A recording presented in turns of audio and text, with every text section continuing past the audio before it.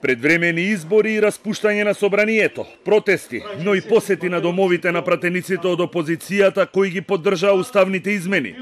80 на граѓански здруженија од Македонија и диаспората, како и неколку помали политички партии, денеска потпишаа меморандум за соработка, преку кој треба да се спречат уставните измени и промена на името на државата.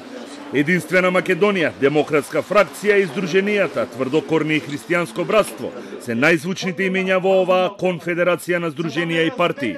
Оваа бројка на луѓе и организации, македонци од државата и од целиот свет, ќе допре до разумот, до умот и до срцето на пратениците кои што чудесно се предомислија во последниот ден и гласа за уставни промени.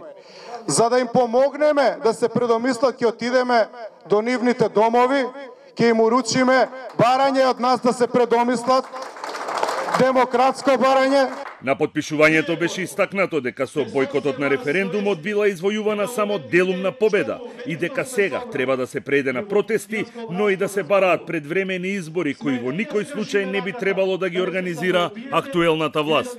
Сплотени единствени започнуваме всенародни протести и други форми на протести против оваа власт со цел да се спречи промена на уставот, а овие всенародни протести се со еден услов: нови избори без да ги организира владата на Зоран Заев.